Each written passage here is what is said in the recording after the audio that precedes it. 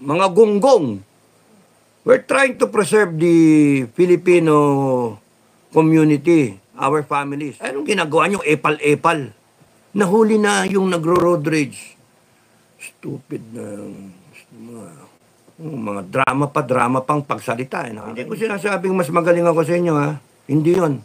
Sinasabi ko, palpa kayo. Hindi ito comparing, no?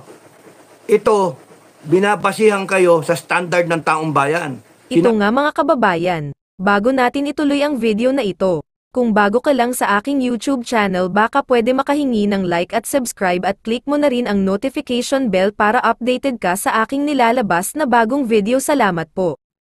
Itong mga retired na mga MUP, gagawan nyo pa kami ng kwento na nang-destabilize kami, mga uto-uto, mga bopol. Gagawan pa kami ng kwento mag-destabilize, sira ulo kayo.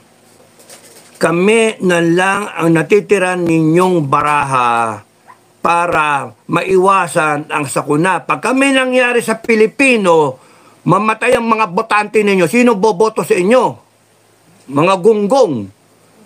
We're trying to preserve the Filipino community, our families. Hindi nyo nga ma-secure yung amin eh. Pamilya namin, that's why we have to prepare ourselves for war. Mag-guerrilla kami. Sino bang matuwa sa guerrilla? Punta mamumundo ka.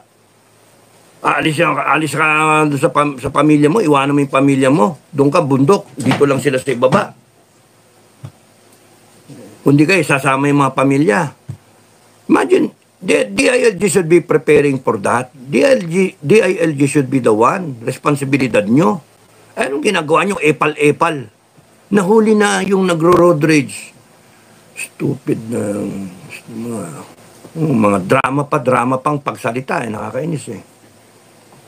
Kaya dapat kayo lahat palitan. Mga ano kayo. Wala kayo talaga. Sa standard. Wala kayo. Anong alam ninyong... Sorry ha. Sorry. Hindi ko sinasabing mas magaling ako sa inyo ha. Hindi yon. Sinasabi ko, palpa kayo. Hindi ito comparing, no? Ito, binabasihan kayo sa standard ng taong bayan. Sinasabi sa inyo, palpa kayo. Hindi ito na we are after your job. No, we are not after your job. We are fine where we are. Kami yung boss nyo eh. Pero kayo yung mga asta ninyo, hayop kayo. May araw din kayo, there's always a time for reckoning. Kaya masisita na naman ako, may naman ang ulo ko. Sorry mga no. It's Friday. Happy, hindi pa ako galit niyan. Hindi pa. Pagkagalit ako, natutalo pa ako ng tao eh.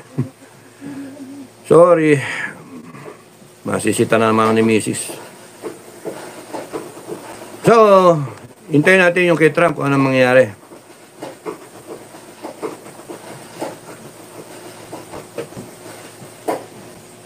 Okay. So, hindi natin alam kung paano.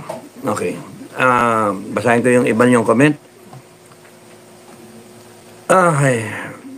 Ako, ito na naman. Maka 1 hour na ako titigil ko ito after 10 minutes. Bicolanong makulit. Good evening.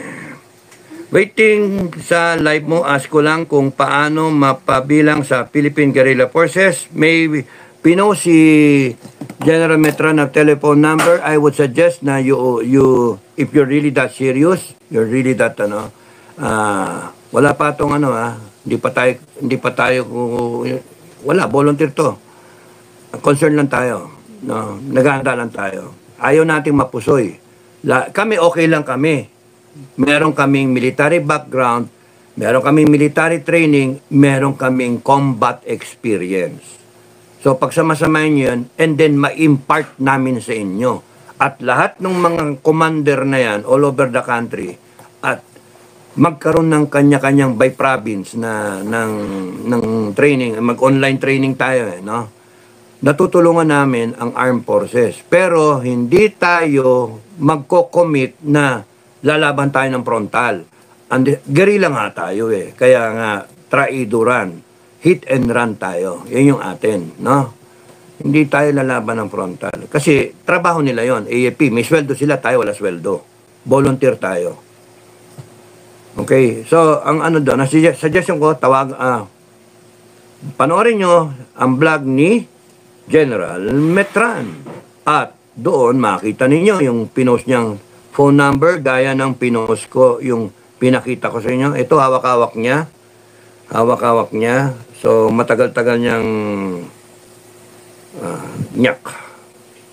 Yan, hawak-hawak niya kanina sa kanyang post, no? Yan, baliktad eh. Kaya doon na lang, basahin nyo na lang doon sa kanyang ano.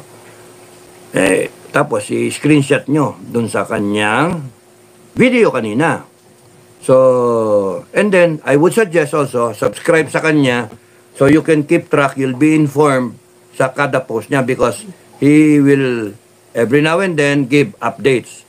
So, parang update, maraming nagtumatawag.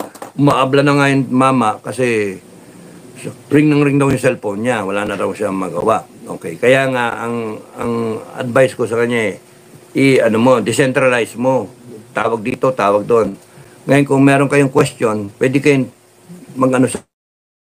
merong mga tumatawag din sa akin eh. Na-entertain ko naman eh. Sorry, pag hindi ko nasagot, ibig sabihin, tulog ako or naglalaba ako or nagluluto, may ginagawa, whatever, o nasa labas ako. Kasi hindi ko nadidinig minsan, o minsan yung cellphone ko naka-vibrate lang. May nasagot ako kanina mga tawag. At tuwan-tuwa rin naman sila na nakausap ako, at tuwan-tuwa rin naman ako at nakausap ko kayo, no? Kayo mga commander. Tama yon, handa lang tayo. At ang na-verify ko kanina, natutuwa ako kasi ang sabi ni isang commander, Sir, ako umalis sa serbisyo, pareho tayo, ganon. Na-disillusion ako, tapos nun. Anyway, kung ano yung sinasabi niyo, so tuwan-tuwa ako at merong kagaya ninyo na nagsasalita. Akala ko ako lang ang nag-iisip ng gaya ng depensahan yung barangay. On his own, ginawa niya. Meron na siyang patrol base, meron na siyang guerrilla base to speak of. Na meron na siyang chicken, ano tawag doon? Free range ng mga manok. 200 ng araw. Imagine yun, parami na yun. 200, mangitlog lahat yun, maging sisiw yung 10. O di 2,000 na yun. Hindi, kung may lalaki naman, Well, anyway, so, ang ano ko nga, mag-alaga ka rin ng kuneho. Mag-alaga kayo ng, para hindi lang manok ng manok. Mag-free range ka rin ng may tanim na silang kamote. Ang instructions nga niya, pagka nagbunot ka, nagtanim ka ulit ng 4, yung ganun ba? Yun nga, kagaya nun, kamote. Pagka binunot mo, may iwang ugat yun eh. Tertiary na ugat, yung parang no value sa market. Tutubo pa rin yun. Yun yung kagandahan. At kung kayo magsaselect kayo ng ground, kompleto. Merong kuweba na malapit, para meron kayong plan B. Merong batis para meron kayong tubig at very fertile yung lupa. Or overlooking, may command ka ng high ground on all points, 360 degrees para kita mo. Kung hindi kaya, cliff dito, imposible na may pumasok dyan. So, protektado ng likod mo. Ganyan ba? Nandun ka sa halos doon sa tuktok. Kasi pagka tuktok na tuktok ka, kitang-kita ka naman. Makikita yung silhouette ninyo. Kaya baba ka para naka-cover kayo. May camouflage. So, mga commander, they would know because panay mga veterano yan eh. Panay mga veterano. Marines, PNP, PC. Mga veterano sa, sa counterinsurgency. So, you are in good hands with these people, mga retired. No matter how old we are.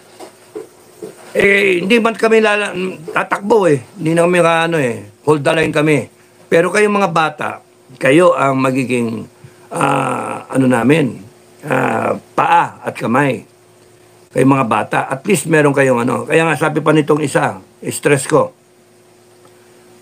Sir, maganda yan sir na meron tayong guerrilla force. Kasi yung kabataan, yung mga kabataan natin, imbis na nagdodroga sir, na dito sa amin, 14 anyos nagdodroga na. BBM, PNP, 14 anyos, nagdodroga. Imagine, binibiktima ng drug syndicate. Eh, sino yung drug syndicate? May chick. Tragis kayo. Kaya nga, parang ano tayo niluluto tayo ng nandito na sila, nakapogo, kundi ka businessman, kundi kaya mayor.